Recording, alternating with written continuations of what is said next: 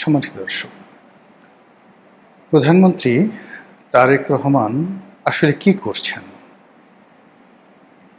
বা তাকে দিয়ে আসলে কি করানো হচ্ছে, বা তিনি তার যারা সঙ্গী সাথী আছেন তাদেরকে নিয়ে সত্যিকার অর্থে আসলে কি করছেন। এখানে রাজনীতি কতটা প্রাধান্য পাচ্ছে, তার অতীত যে কষ্ট, বেদনা, ক্ষোভ, সেটা তার বর্তমান শাসনকার্যে কতটা প্রাধান্য পাচ্ছে, তার যে জিঘাংসা, প্রতিশোধ স্পৃহা, তার কি কোনো লক্ষণ আমরা দেখতে পাচ্ছি?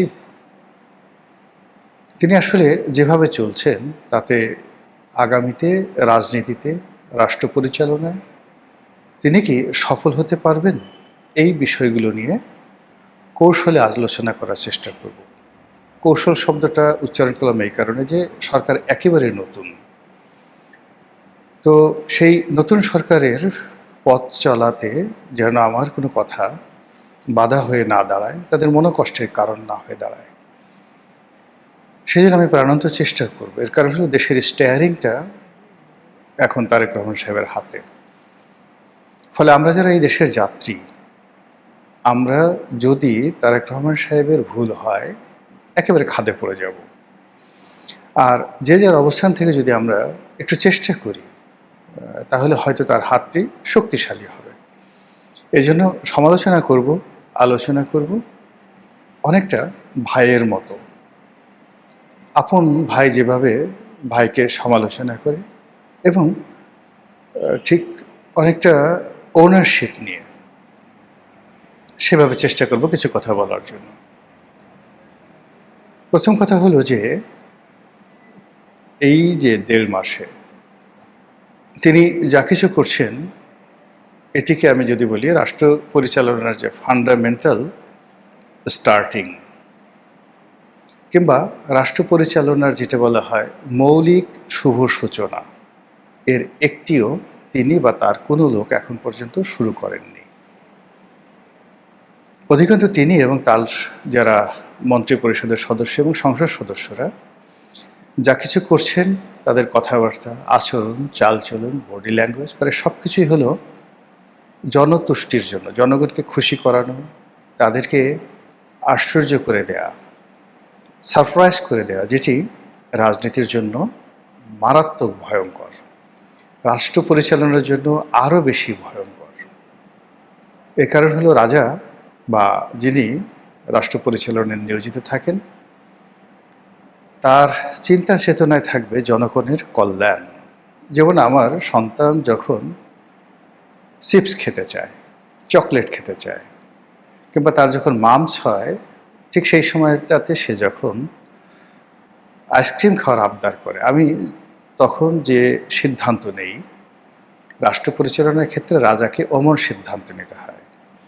কিন্তু রাজা যদি তার প্রজাদের, জনগণের মনতুষ্টির জন্য, তাদের বাহবা পাওয়ার জন্য, হাততালির জন্য সদা সর্বদা চেষ্টা করেন, এতে রাজার সর্বনাশ হয় এবং জনগণের সর্বনাশ হয়। যে কাজটি জনাব তারেক রহমান সাহেব ফ্রম দ্য ডে ওয়ান, তিনি যেদিন বাংলাদেশে পা দিয়েছেন সেই দিন থেকে আজ অবধি এই কাজগুলি শুধু করে যাচ্ছেন।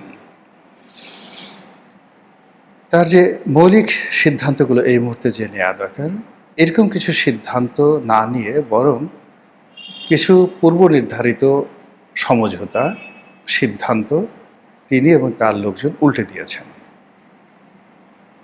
যেমন ধরুন, জামাতের সাথে তার সম্পর্ক, ডক্টর ইউনূসের সাথে তার সম্পর্ক, এনসিপির সাথে তার সম্পর্ক একটা নির্দিষ্ট সীমারেখায় সমঝোতা হয়েছিল। এটি এখন ডে বাই ডে প্রকাশিত হচ্ছে, কিন্তু বিএনপি এটা স্মরণ করতে চাচ্ছে না। নির্বাচনের সময়টিতে আবার আওয়ামী লীগের সঙ্গে লিখিত, অলিখিত বা বুদ্ধিবৃত্তিক লেভেলে একটা সমঝোতা হয়েছিল। তার প্রেক্ষিতে আওয়ামী লীগের যারা ভোটার, তারা ভোট কেন্দ্রে এসে বিএনপিকে যে হারে ভোট দিয়েছে, এর বিনিময়ে আওয়ামী লীগ যা কিছু চায় সরকারের কাছ থেকে, সেটা তাদের জন্য বুমেরাং হয়ে যাচ্ছে। আওয়ামী লীগ নিষিদ্ধ হয়ে যাচ্ছে, আওয়ামী লীগের নেতাকর্মীরা জামিন পাচ্ছে না, এবং আওয়ামী লীগ যে নির্বাচনের সময় বিএনপিকে সহযোগিতা করেছে অবস্থা দৃষ্টে মনে হচ্ছে যে এটা বিএনপির কোনো প্রয়োজনই ছিল না। এর বাইরে তাদের সঙ্গে চীনের একটা সমঝোতা হয়েছিল, দিল্লির একটা সমঝোতা হয়েছিল, আমেরিকার একটা সমঝোতা হয়েছিল। প্রায় সবগুলো সেক্টর এলোমেলো হয়ে গেছে। দিল্লি থেকে ফিরে আসার পরে প্রায় 2 ঘন্টা একান্ত বৈঠক করেছেন মার্কিন রাষ্ট্রদূত এবং পররাষ্ট্রমন্ত্রী। এই সময়টিতে এই বৈঠকটি বেশ ইঙ্গিতপূর্ণ এবং সেই বৈঠকে যে দৃশ্য বা ছবি আমরা দেখলাম, এটি রীতিমতো চিন্তার কারণ হয়ে দাঁড়াচ্ছে। আরেকটি বিষয় সেটি হলো যে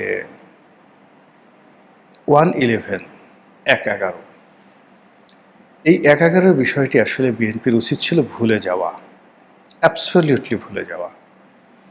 দ্বিতীয় তাদের উচিত ছিল যে 1/11টা কেন হলো, এখানে বিএনপির কি দোষ ছিল। মানে যারা ধরুন 1/11তে বিএনপির সাথে বেইমানি করেছে নিজ দলের লোকজন, এদের মধ্যে তো স্পিকার সাহেবও আছেন। এখন স্পিকার সাহেব কেন 1/11 সময়টিতে দলের বিরুদ্ধে গিয়েছিলেন, এটা টানতে গেলে, কথা বলতে গেলে কেঁচো খুঁড়তে সাপ বের হয়ে আসবে, যেটি সামাল দেওয়া বিএনপির পক্ষে সম্ভব নয়। কাজেই ওটা ভুলে যেতে হবে।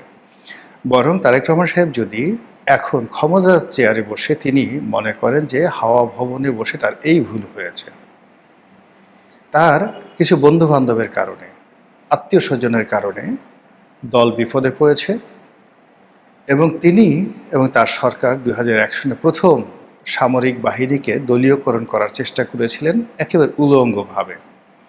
তার আগ পর্যন্ত সামরিক বাহিনীতে আসলে ওইভাবে দলীয়করণ ছিল না। সেই কাজটি কি ভালো হয়েছিল? কাজেই সেই কাজে তিনি যাদেরকে নিয়োগ করেছিলেন তারা কেন বেইমানি করলো, এটা প্রতিশোধ গ্রহণ করার চাইতে ওই কাজটি আমি আর করব না, সেটি তার জন্য সবচেয়ে বেশি জরুরি। সেই কাজটি তিনি করেননি। না করে বরং এই 1/11 নিয়ে যে নাড়াচাড়া করছেন, তাকে যারা ওই সময় অপমান করেছেন, লাঞ্ছিত করেছেন, তার বাড়িঘর যারা ভেঙে দিয়েছেন, তার মাকে যারা অপদস্থ করেছেন, এই কথাগুলো তিনি ভুলতে পারছেন না। এমনকি ক্যান্টনমেন্টের ভিতরে গিয়েও তিনি সেই কথাগুলো বলছেন। এটা এক ধরনের সমস্যা। এই সমস্যাটা শেখ হাসিনারও ছিল। শেখ হাসিনা কোনো অবস্থাতেই 75-এর 15ই আগস্ট ভুলতে পারেননি। কোনো অবস্থাতেই তার পিতা এবং তার পরিবারের মৃত্যুকে তিনি ক্ষমা করতে পারেননি। কিন্তু কেন 75-এর 15ই আগস্ট হলো? কেন শেখ কামালকে মানুষ ঘৃণা করত? যে কাজগুলো শেখ কামাল করেনি, সেই কাজগুলো কেন তার উপর আরোপ করা হলো? এগুলোর সাইকোলজিক্যাল ব্যাখ্যা কী? এই বিষয়গুলো যদি ক্ষমতায় থাকা অবস্থায় শেখ হাসিনা চিন্তা করতেন, তাহলে তাকে আসলে ক্ষমতা ছেড়ে যেতে হতো না। আবার এখন তিনি যদি এই কথাগুলো চিন্তা করেন, তার 2 পয়সার মূল্য হবে না। জনাব তারেক রহমান সাহেব লন্ডনে বসে কি চিন্তা করেছেন, তার বিপদের দিনে কারা সাহায্য করেছেন, কাদের সঙ্গে তার বন্ধুত্ব ছিল, ডাজ নট ম্যাটার। একটা পয়সার মূল্য নাই। তিনি এখন ক্ষমতায় বসে যাদের কথা স্মরণ করতে পারছেন, যাদের জন্য তার হৃদয় কাঁদছে, ওটা হলো মুখ্য বিষয় এবং এর উপরই তার ক্যারেক্টারিস্টিক্স এবং তার কাজের বরকত নির্ভর করবে। আপনারা সবাই জানেন যে রাজনীতিতে যে সফলতা, এটির চূড়ান্ত যে বিজয়, এই বিজয় আসলে আল্লাহর একটা দয়া এবং করুণা। আল্লাহ বিশেষ একটি মুহূর্তে, বিশেষ প্রয়োজনে, বিশেষ উদ্দেশ্যে কাউকে ক্ষমতায় বসেন আর কাউকে ক্ষমতার থেকে টেনে হিঁচড়ে নামান। এখন যখন আপনি কোনো পরিশ্রমের ফলে, যুদ্ধের ফলে, কৌশলের কারণে আপনি বিজয়ী হবেন, তখন আল্লাহর রহমত, বরকত এবং আপনার কর্মের সিদ্ধান্ত 50-50। কিন্তু যখন আপনার কোনো পরিশ্রম কাজে আসেনি, বুমেরাং হয়েছে, এবং আপনি ক্ষমতায় লাভ করেছেন একেবারে আল্লাহর দয়ায়, শতভাগ আল্লাহর দয়ায়, সেক্ষেত্রে আপনাকে যে ধর্মের বিধিবিধান রয়েছে, আপনি যে ধর্মে বিশ্বাস করেন না কেন, মোটামুটি এই বিধিবিধানগুলো একই রকম। মহাভারতের যুগ, তার পরবর্তীতে